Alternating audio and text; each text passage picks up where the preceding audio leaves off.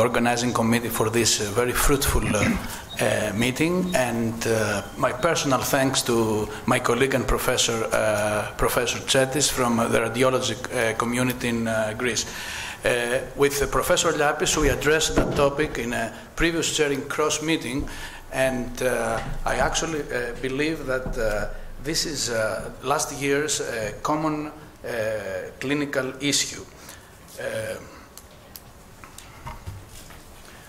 Here, this patient, an 86-year-old patient, had a significant stenosis of the internal carotid artery. We used a protected device, and however, the procedure went very well, and the patient developed a stroke in the contralateral side. So it is evident that we can have a complication, significant complication during a procedure, despite that we have did everything correctly. So there are, in order to minimize the risk of a CAS, we have 4 elements that we can keep in mind, and some anatomic factors that can predict the risk. And here you can see that there is one of the most significant risk predictors is the complex aortic arch, which we have to take in consideration some of the time. And although an arch can appeal as a Cretan path, very appealing from when you see it from some distance, when you go there, you can have some difficulties that it's difficult to override.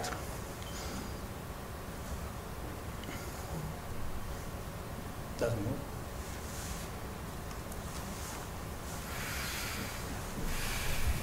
It's not a...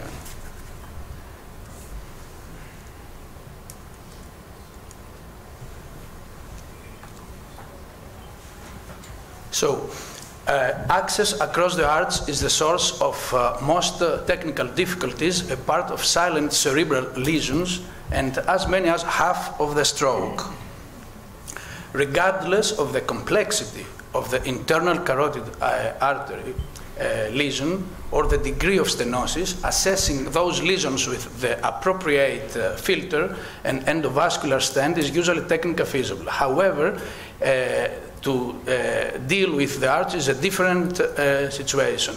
Initially, at the first years of CAS, its role had been underestimated, and it was not considered a major procedural limitation. However, the role of arch in the outcome of CAS rises as a crucial element of patient selection, and arch markers guide the operator for case selection in the pre-CAS planning. Here we can see some variations of the aortic arch, like the bovine arch, or when the left vertebral artery arises directly as a third vessel from the aortic arch. And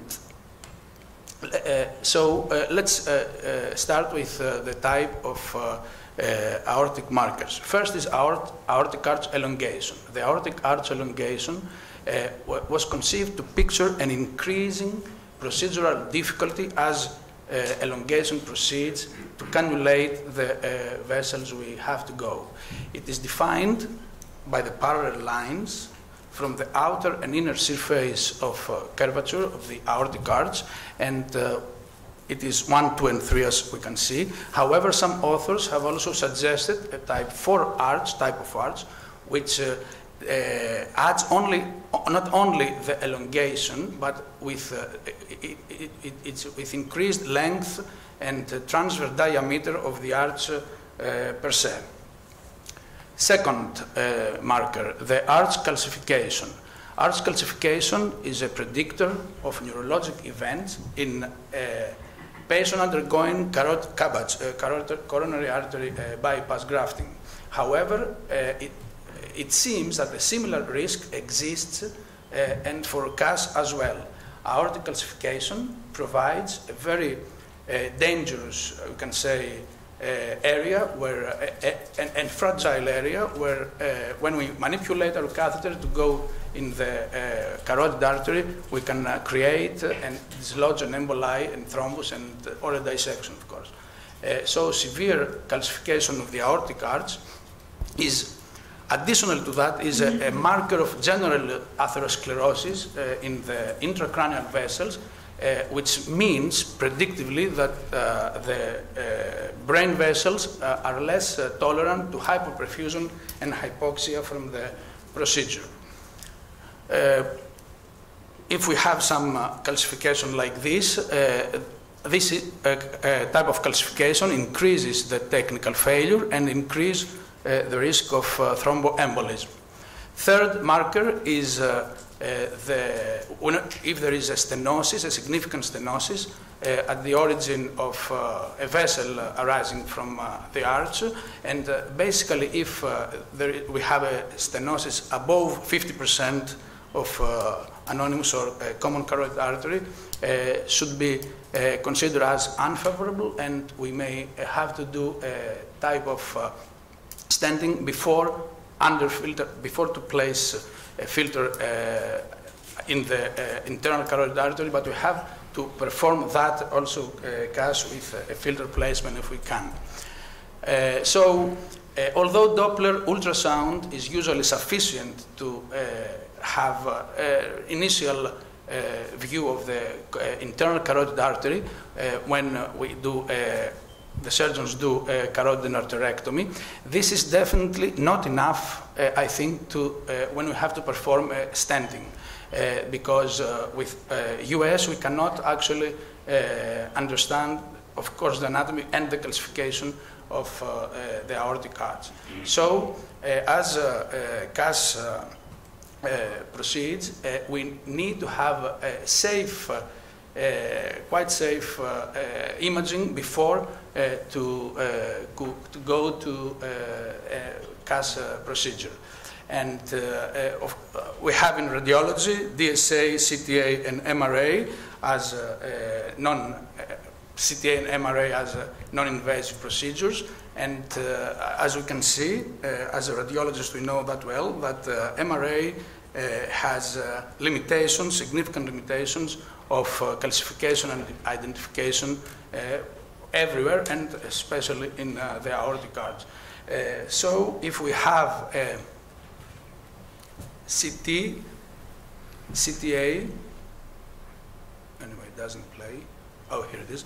If we have a CTA, we can perform with reconstruction. I think it's the procedure, the imaging procedure of choice, since we can see everything in once, the anatomy, the heavy calcification, probably the stenosis that creates.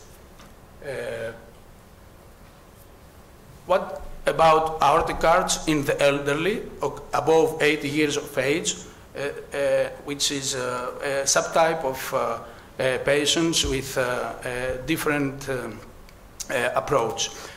With advancing age, the apex of the arch tends to become displaced further distally, and aortic atherosclerosis gets more frequent. Aortic calcification, aortic vessel origin stenosis, and arch vessel tortuosity and elongation are associated with all these with increased age. So more authors have concluded that unfavorable arch markers in the elderly increase the risk of technical difficulty of CAS and seem to be associated with more complication.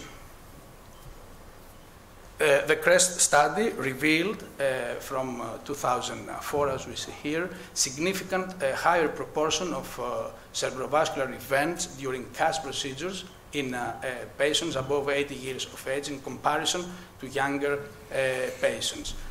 And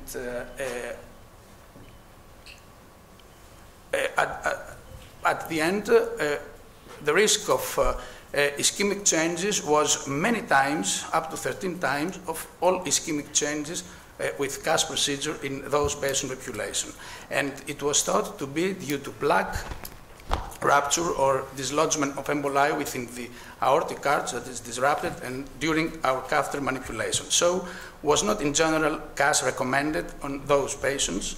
except on some specific circumstances.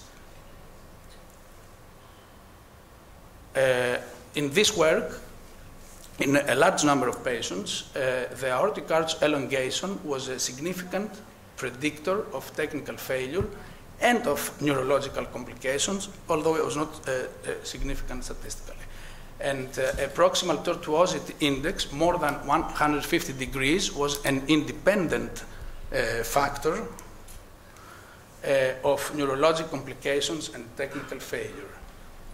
And he concluded that the embolic brain lesions are frequent after protected CAS and are correlated with arch characteristics, thus underlining the role of catheterization maneuvers for the embolic events. This was very interesting, from Siena carotid artery risk stroke, where we can see that from the procedure-related risk factors, the calcification of the arch is second. First is the predilatation need, but the calcification and all comes second, and all the other follow. So several studies indicate that the arch markers are significant risk predictors for CAS procedures, and thus European Journal of Vascular and Endovascular Surgery had in 2009 year a recommendation that is not advisable in patients with extensive aortic and supra-aortic vessels plaque, calcification and tortuosity, unless performed in high-volume centers with documented low periprocedural stroke and death rate. So conclusions, most technical failures in carotid stenting are related to a complex aortic arch. Arch markers get significantly unfavorable with increasing age, especially after above 80 years of age. All these markers I mentioned should guide the operator for case selection, and there is a big question if type 3 or 4 arches or very heavily calcified arches should be avoided in general for CAS, and I believe that Professor MacDonald, who is follow, will give some answers to this last question. Thank you very much.